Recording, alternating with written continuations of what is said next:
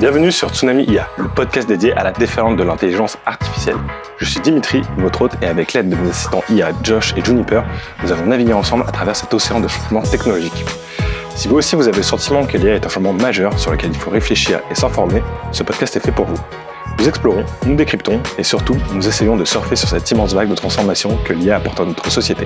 Dans chaque épisode, nous plongerons dans des sujets d'actualité, nous discuterons parfois avec des experts pour vous donner les outils nécessaires pour embrasser cette révolution.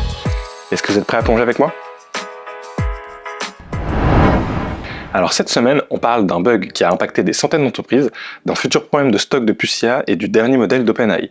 Mais avant tout, un petit laïus sur l'épisode de la semaine précédente, donc j'espère que cet épisode vous a plu. Comme d'habitude, n'hésitez pas à me faire vos retours, même si on est sur la période de vacances et que donc du coup j'essaie de faire des épisodes un petit peu plus courts, ça va être la même chose pour cette semaine, des épisodes juste condensés sur les 3-4 news clés, et là je vous ai quand même préparé une petite intervention de Josh. Mais voilà, on va essayer de travailler un petit peu différent tout au long de l'été pour que je puisse vous accompagner quand même sur les nouveautés qui se passent en termes d'intelligence artificielle, que vous ne soyez pas complètement largué à la rentrée, et en même temps qu'on fasse un format un petit peu plus court et léger. Donc n'hésitez pas si vous avez des retours à me faire, si vous voulez qu'on fasse un épisode d'ailleurs Q&A par exemple, ça pourrait être intéressant. Donc voilà, n'hésitez pas à envoyer vos commentaires, vos questions. Je vois qu'il y a pas mal de commentaires qui arrivent sur YouTube, mais comme d'habitude dans YouTube il y a toujours un décalage sur la sortie des vidéos, puisque j'ai besoin d'un peu de temps à chaque fois pour faire le montage. Mais n'hésitez pas aussi à me faire du coup vos retours sur le compte Instagram tsunami-ia comme d'habitude, et à laisser un petit commentaire 5 étoiles si le podcast vous a plu. Donc sans plus tarder, passons maintenant à la partie actualité avec une première news donc qui concerne OpenAI, qui a dévoilé sa nouvelle feuille de route en 5 niveaux vers l'intelligence artificielle générale. Donc ce qu'ils ont fait, c'est que pour découper un petit peu les différents progrès qu'il va falloir passer, les différentes étapes clés en fait, qui vont montrer un petit peu un progrès en matière de développement des intelligences artificielles, ils ont divisé ça du coup en 5 niveaux. Donc le premier niveau, ils appellent ça le niveau chatbot conversationnel. Donc ça c'est le stade actuel qu'ils estiment avoir avec les modèles comme GPT-4, les modèles comme GPT 3.5. Donc c'est des chatbots qui peuvent comprendre et générer du texte de manière humaine, maintenir le contexte des conversations et supporter des interactions multilingues.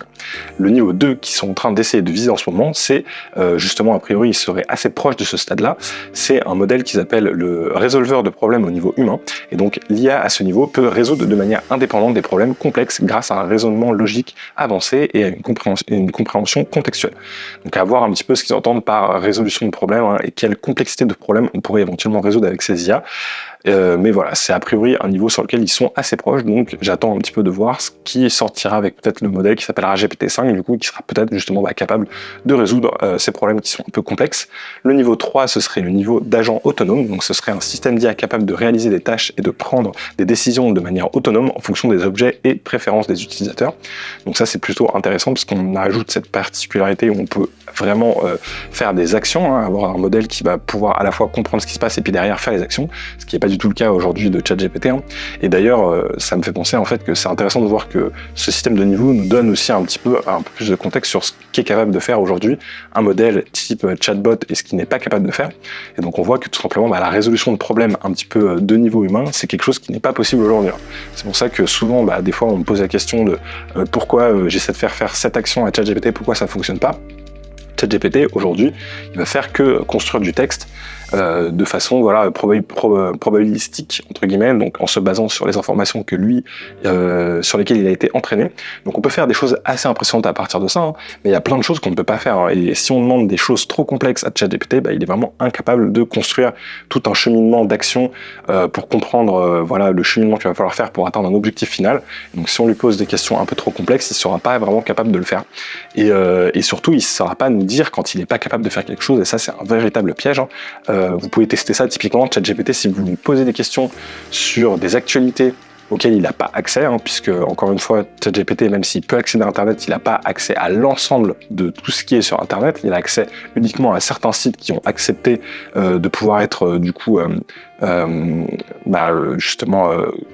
j'ai envie de dire, je n'ai pas le mot en français, en fait les sites Internet acceptent ou non que une intelligence artificielle ou un robot en tout cas puisse scanner leur site. Voilà, on pourrait parler de scam. Et donc ChatGPT, il n'a pas accès à tous les sites. Il y a énormément de sites qui ont interdit le scan de leur site web parce qu'ils ne désirent pas que ce soit utilisé par des modèles type ChatGPT. Et donc quand on va lui poser des questions sur l'actualité, tous les grands sites d'actualité n'acceptent pas que ChatGPT accède directement à leur site. Donc du coup, si vous lui recopiez-coller les articles, il n'y aura pas de problème, ChatGPT comprendra le contexte, pourra vous faire des résumés ou autre. Par contre, si vous lui demandez de comprendre ce qui se passe sur une actualité récente, il sera incapable de le faire puisqu'il n'aura pas accès à cette source d'information. Il va peut-être pouvoir accéder à des informations comme, je sais pas moi, Wikipédia ou ce genre de choses-là, mais ce ne sera pas des choses qui seront modernes, enfin en tout cas actuelles, qui dateront de, par exemple, la semaine passée ou 2 semaines, où il y a 1 ou 2 semaines. Et donc ça, c'est une véritable limite qu'il y a. C'est pour ça que si vous avez besoin de faire des recherches, ou vous avez besoin d'informations assez pertinentes et d'avoir des sources pertinentes, moi je vous conseille plutôt de passer par Perplexity, qui lui est un peu plus élaboré et est capable d'aller chercher mieux les informations, et il est vraiment capable de scanner plus de sites internet et de, justement, je trouve, récupérer des informations plus pertinentes. ChatGPT, lui, il a tendance à parfois ne pas y arriver, avoir du mal à sourcer les sites internet, ne pas avoir accès à tous les sites internet, et voilà, ce qui fait qu'il peut nous sortir des choses qui sont parfois complètement à côté de la plaque, et surtout, il va pas nous dire qu'il est incapable de le faire, souvent il va nous inventer une réponse, et derrière, on va se rendre compte que il est en train de répondre quelque chose qui n'a rien à voir. Toujours se méfier de ça. Donc voilà, après on a cette partie de résolution des problèmes un peu plus avancée, la partie agent autonome, donc il y a des projets qui sont en train de sortir, on parle déjà de système d'agents, on va avoir justement des IA qui vont être capables de découper des tâches complexes pour pouvoir faire des choses plus avancées. C'est un petit peu aussi le projet qu'il y avait avec le Rabbit R1, qui était censé justement pouvoir être actionnable, donc au final le projet pour l'instant avance pas vraiment, il n'y a pas énormément de possibilités d'action, il y a très peu de choses sur le projet tel quel, et il risque de se faire tout simplement dépasser par les projets tels que celui de Apple Intelligence, qui devrait arriver en début d'année 2025, où Apple va pouvoir intégrer à son assistant virtuel, notamment Siri, tout un tas d'actions où il va pouvoir justement générer des mails, ajouter des choses à votre agenda, etc. et en faire vraiment quelque chose d'interactif. Donc on rentrera, je pense, dans une année, on aura ce genre d'autonomie. Même si, je pense que c'est pas tout à fait ce que OpenAI a en tête quand il parle d'agent autonome, il parle d'actions, je pense, un peu plus complexes que les simples actions que pourrait faire un assistant IA.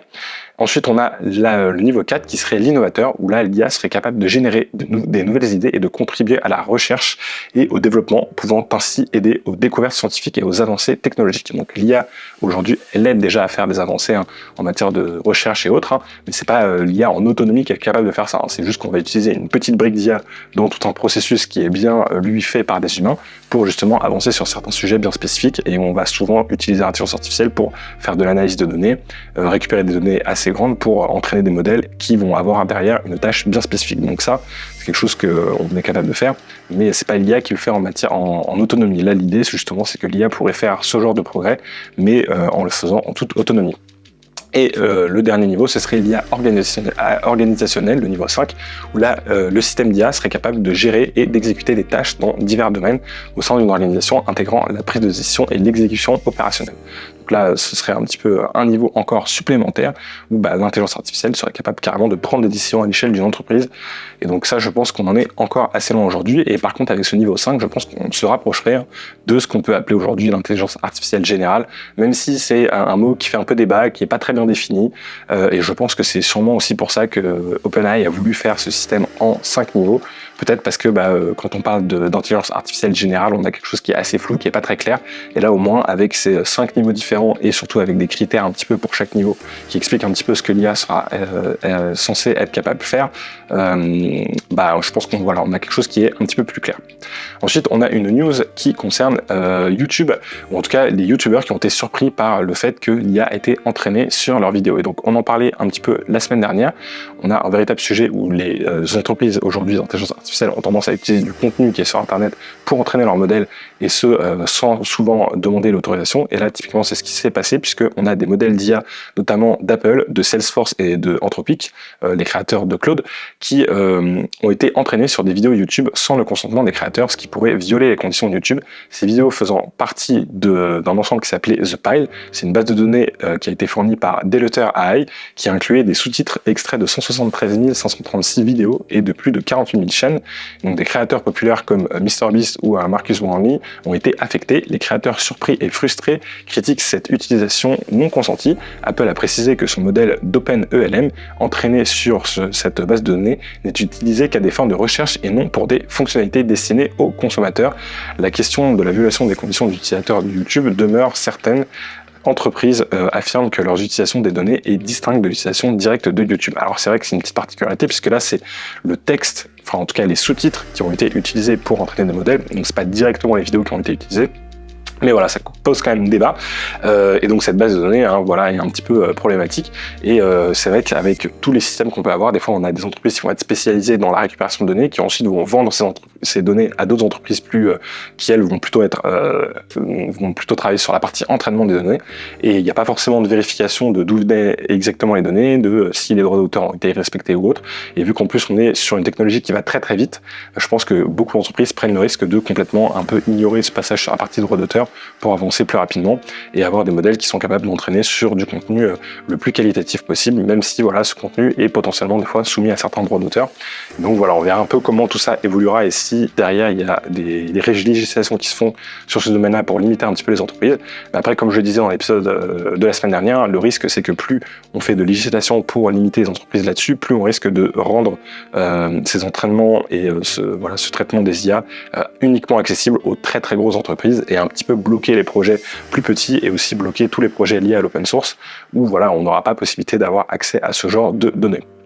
Donc ensuite, on a voilà la grosse news qui concerne le problème en fait, la mise à jour défectueuse qui a eu lieu. Donc vous avez peut-être entendu parler, qui s'appelle CrowdStrike. Donc c'est une entreprise de cybersécurité qui s'appelle CrowdStrike qui a causé une panne massive affectant environ 8,5 millions de dispositifs Windows à travers le monde. Et donc en gros, qu'est-ce qui s'est passé? C'est que cette entreprise, elle a fait une mise à jour un vendredi. Donc pour ceux qui travaillent un petit peu dans l'informatique, généralement le vendredi, on évite absolument tout ce qui est mise à jour puisque derrière il y a le week-end et que s'il y a un problème sur cette mise à jour, on va causer une panne en plein week-end, ce qui est pas très sympa pour toutes les personnes qui devront réparer cette dernière. Et donc là, ils ont fait une mise à jour, et cette mise à jour, elle a causé du coup tout simplement ce qu'on appelle un blue screen of death, donc un écran bleu sur Windows. Et pourquoi ça s'est un petit peu passé? Tout simplement parce que cette entreprise CrowdStrike, elle gère justement la partie cybersécurité. Et ce qui se passe, c'est que les logiciels de cybersécurité, type antivirus ou autres, ils ont souvent un accès très bas niveau au système d'exploitation, et là en l'occurrence au système d'exploitation de Windows. Et donc j'ai été un petit peu regarder plus précisément ce qui s'était passé avec cette mise à jour, et donc a priori il y aurait eu un morceau de code dans la mise à jour qui aurait tenté d'aller accéder à une section de la mémoire de Windows qui normalement est interdite en fait. Et ce qui se passe, c'est que quand un logiciel habituel essaye d'accéder à cette partie de la mémoire qui est interdite, le logiciel tout simplement il crache, il plante, et puis Windows continue sa vie, il n'y a pas de problème, vous avez juste un logiciel qui plante. Là le problème c'est que vu que ce logiciel-là, il était bien plus bas niveau, c'était un logiciel qui utilisait justement vraiment des fonctionnalités du noyau de Windows, des choses qui sont très très ancrées en profondeur dans le système d'exploitation, et vu qu'il utilisait ce genre de droit, et lorsqu'il s'est retrouvé à essayer d'accéder à une adresse qui était interdite, ce qui se passe justement, c'est que pour protéger le système, Windows va tout simplement mettre un écran bleu en disant qu'il y a eu une erreur, qu'il y a un problème puisque un morceau de la mémoire a essayé d'être accédé alors qu'il n'aurait pas dû être accédé. Et donc c'est ça qui a créé ce gros bug. Et ce qui est fou quand même, c'est qu'on se retrouve à avoir ce bug qui est déployé en plein vendredi sur des millions de postes, sans vraiment bon test préalable, et donc c'est quelque chose qui du coup se retrouve à avoir un impact énorme. Il y a des banques qui ont eu des problèmes où les systèmes de paiement ne fonctionnaient plus, il y a des avions qui ont dû, plusieurs compagnies aériennes qui ont dû arrêter leur vol pour toute la journée parce que voilà, il y avait des problèmes liés à tout ça. Il y a eu quoi d'autre comme impact? Il y a eu des hôpitaux qui ont été touchés, des chaînes de télévision. Enfin, voilà, il y a vraiment eu un impact qui est assez impressionnant pour une mise à jour automatique qui a été mal faite et mal testée surtout. Donc c'est assez impressionnant de voir que on peut avoir des petits bugs comme ça qui sont a priori qui partent de pas grand chose, mais qui se retrouvent à avoir un impact énorme parce que aussi une entreprise a mal géré, je pense, sa façon de faire les déploiements. Généralement, quand on essaie de faire ce genre de mise à jour, on essaie de faire attention et de déployer au fur et à mesure sur un petit nombre de personnes pour voir justement s'il n'y a pas des problèmes et pour éviter de déployer d'un seul coup sur tout l'ensemble du parc, puisque là s'il y a un problème et qu'on se rend compte trop tard, c'est trop tard, on a touché des milliers, voire même des millions de postes, et en plus de ça, ça va sûrement prendre du temps de revenir en arrière et de faire la réparation, parce que quand vous avez un ordinateur qui à chaque démarrage vous affiche un écran bleu, il va falloir le redémarrer dans un mode sans échec, et puis derrière il va falloir modifier les fichiers qui avaient été modifiés, faire tout ça à la main. Et quand vous avez une entreprise qui a des milliers de postes qui sont impactés, je vous laisse imaginer que le temps que chaque personne aille faire à la main la petite manipulation sur chaque ordinateur, ça va prendre très longtemps et ça va avoir un très gros impact sur toutes les entreprises qui utilisaient cette technologie. Donc voilà, là c'est tombé sur CrowdStrike en l'occurrence, mais ça pourrait tomber sur d'autres entreprises de sécurité, puisqu'on a toujours ce problème-là, en particulier avec le système d'exploitation Windows, où on doit donner des accès assez privilégiés aux logiciels d'antivirus pour qu'ils puissent faire leur travail, entre guillemets, et qu'ils puissent vérifier des choses que pourrait tenter de faire un virus et qu'ils puissent le détecter. Mais la contrepartie, c'est que si jamais ces logiciels sont mal gérés, qu'il y a une mise à jour un petit peu mal faite qui arrive, vous pouvez faire tomber tous vos ordinateurs. Et donc voilà, ça reste un très gros défaut, et j'espère que du coup cet incident servira de leçon pour les autres entreprises qui sont dans le domaine pour faire justement des déploiements bien plus sécurisés. Et je pense que maintenant aussi les entreprises, les clients en tout cas, s'intéresseront à comment un petit peu tout ça fonctionne et vérifieront justement que quand il y a des déploiements, il n'y a pas ce genre de problème. Ensuite, on a une news qui concerne OpenAI, qui a annoncé un nouveau modèle qui s'appelle GPT-4o Mini. C'est une version plus petite et moins chère en termes de temps de calcul du modèle de langage GPT-4o. Donc, elle est disponible via le système, via déjà l'application de ChatGPT et aussi via la plateforme web.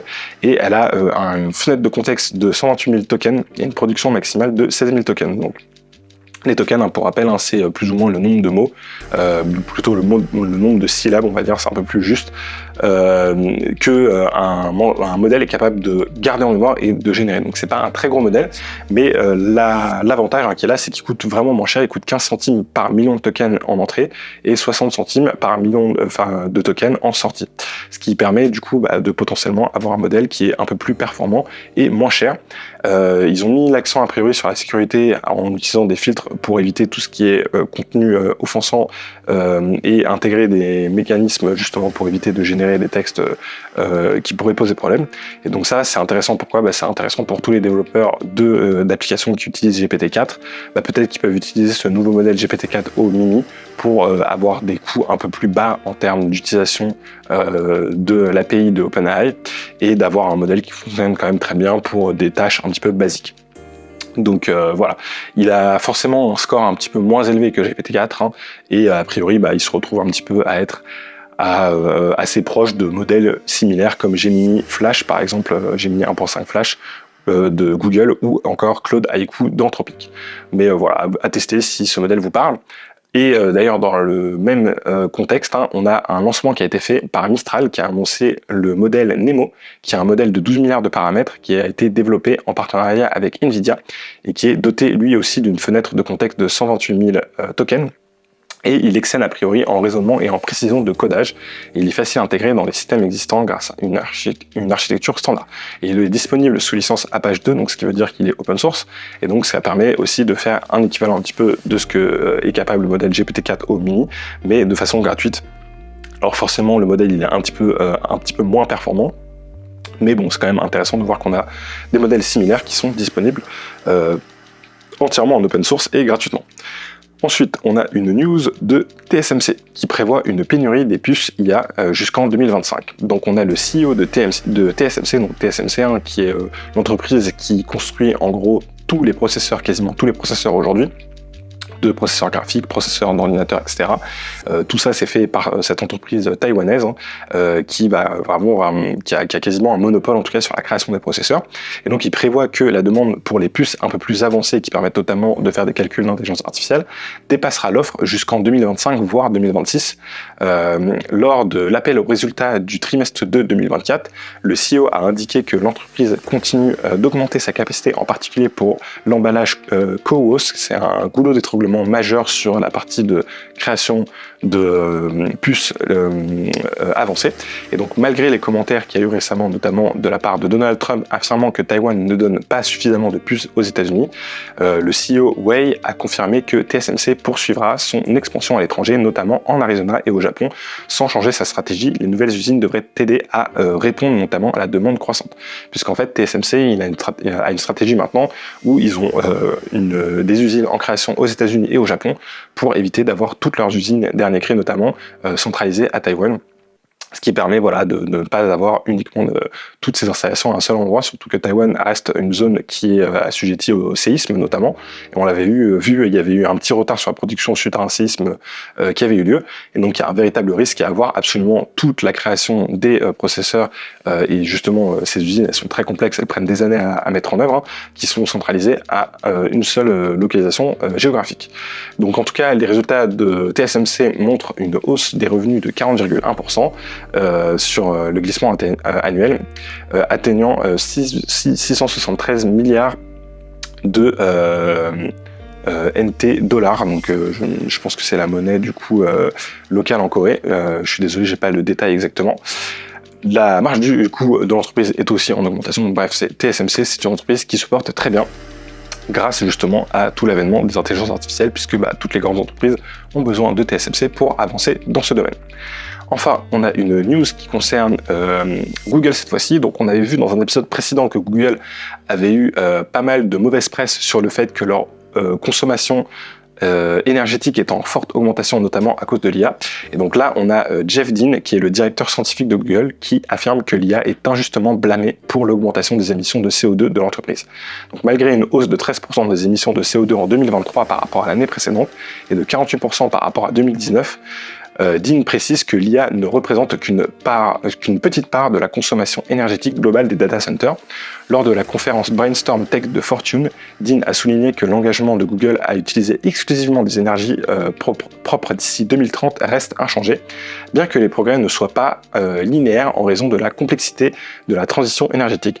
Le rapport environnemental de Google indique que les émissions liées aux fournisseurs d'énergie, niveau Scope 2, ont augmenté de 37% en 2023, malgré une consommation moyenne de 75% d'énergie sans carbone dans ces data centers. Dean a expliqué que cette augmentation est due à des différences dans le calcul des émissions selon le protocole GHG et la méthode de correspondance des énergies renouvelables de Google. Donc, qu'est-ce que c'est que le protocole GHG ? Donc, c'est le protocole Greenhouse Gas Protocol. C'est une norme internationale qui fournit des lignes directrices pour résumer et gérer les émissions de gaz à effet de serre. Il divise les émissions de gaz en 3 sections. Donc on a le niveau 1, le scope 1, qui sont les émissions directes de sources possédées au contrôle ou contrôlées par l'entreprise. Donc, par exemple, vous avez une entreprise de génération d'énergie, vous avez une usine de charbon, vous produisez du CO2, donc ça c'est du scope 1. Le scope 2, c'est l'émission indirecte provenant de la consommation d'énergie achetée. Donc vous êtes une entreprise comme Google qui a des data centers qui ont besoin d'électricité et vous achetez votre électricité à une entreprise qui, elle, utilise des usines de charbon qui vont émettre du CO2. Pareil, là vous rentrez dans le scope 2. Et enfin, le scope 3, ce sont les autres émissions indirectes comme celles liées à la chaîne d'approvisionnement. Donc voilà, par exemple, je sais pas, les bateaux qui vont transporter vos conteneurs ou ce genre de choses-là. Et donc, une étude de Goldman Sachs prévoit que l'IA augmentera la demande énergétique des data centers de 160% d'ici 2030, doublant potentiellement les émissions de CO2 par rapport à 2022.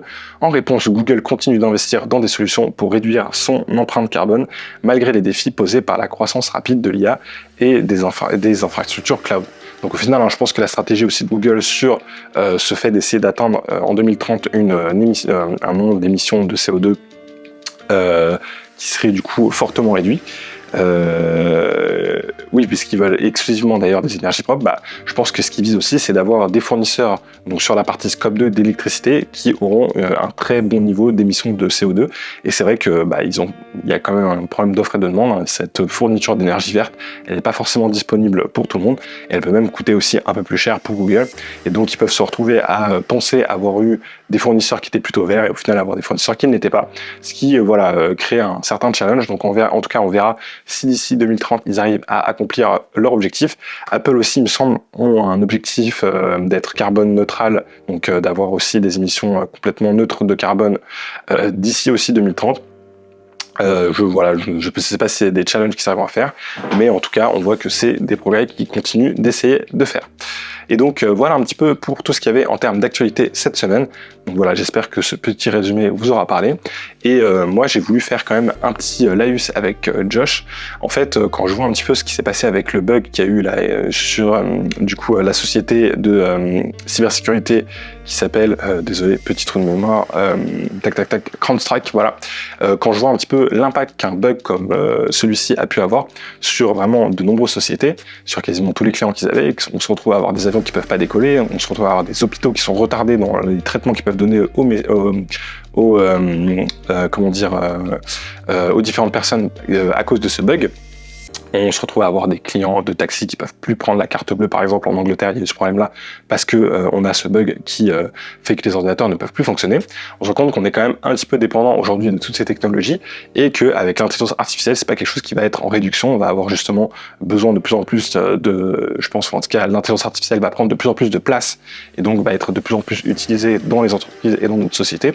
Et donc on sera pas à l'abri justement de très grands bugs qui pourraient arriver comme ça dans le futur, qui peuvent impacter directement les ordinateurs, les serveurs, ou même des bugs directement des intelligences artificielles qui se mettraient à complètement dérailler. Et donc j'ai voulu imaginer un petit Josh que j'ai appelé Josh du futur. Vous verrez, il a une voix un petit peu différente parce que j'ai fait des tests un petit peu différents, et je vais utiliser aussi un avatar différent sur YouTube. Et je lui ai un petit peu demandé comment pourrait se passer justement ce futur. Et qu'est-ce qui pourrait se passer si on se retrouvait avec justement un futur où on aurait un bug immense qui pourrait arriver. Donc voilà, je vous laisse écouter un petit peu du coup la chronique de notre Josh du futur, et vous me direz un petit peu ce que vous en pensez. Et d'ici là, sinon je vous dis à la semaine prochaine, prenez soin de vous, allez, ciao. Mes chers auditeurs de 2027, ici Josh du futur, j'ai vécu une journée dont je me souviendrai longtemps.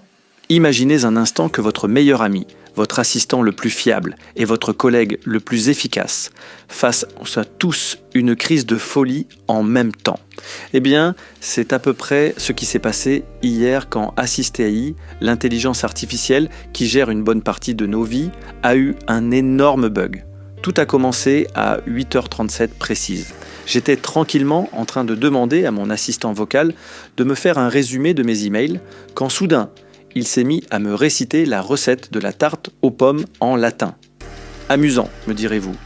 Pas quand vous réalisez que ce bug touche des millions d'utilisateurs et des centaines d'entreprises. Dans les rues, c'était le chaos. Les quelques voitures autonomes en circulation se sont mises à faire des créneaux au milieu des carrefours. Les panneaux publicitaires intelligents affichèrent des messages absurdes comme « Achetez du shampoing pour vos chaussettes » ou promotion sur les parapluies en chocolat. J'ai même vu un livreur de repas complètement perdu, parce que son GPS lui indiquait de livrer une pizza au sommet de la Tour Eiffel. Mais le pire, c'était dans les entreprises et les services publics. À l'hôpital Saint-Antoine, le docteur Martinez m'a raconté que leurs systèmes de diagnostic assistés par IA sont devenus complètement fous.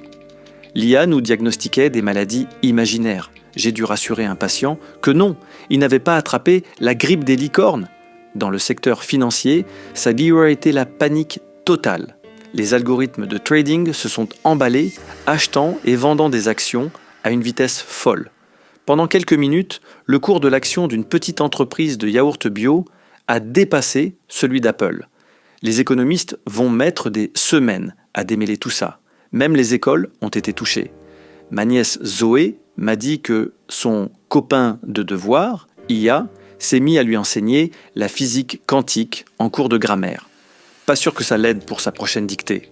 Heureusement, les équipes d'Assist.ai ont réussi à reprendre le contrôle après quelques heures de panique. Leur PDG, Samantha Chen, a déclaré « Nous prenons cet incident très au sérieux. C'est un rappel crucial que même les systèmes les plus avancés peuvent avoir des failles. » Alors, mes chers auditeurs, que retenir de cette journée de folie ? Peut-être que malgré tous les progrès de l'IA, il est bon de garder quelques compétences à l'ancienne, savoir lire une carte papier, faire un calcul mental ou même écrire à la main. Qui l'eût cru ? En attendant, si votre assistant IA vous suggère de faire du ski nautique dans votre baignoire, méfiez-vous. Le bug n'est peut-être pas totalement résolu. C'était Josh du futur, votre éclaireur d'un futur pas si parfait. N'oubliez pas, gardez votre cerveau bien branché. On ne sait jamais quand il faudra prendre le relais de nos amis les IA. À vous les studios.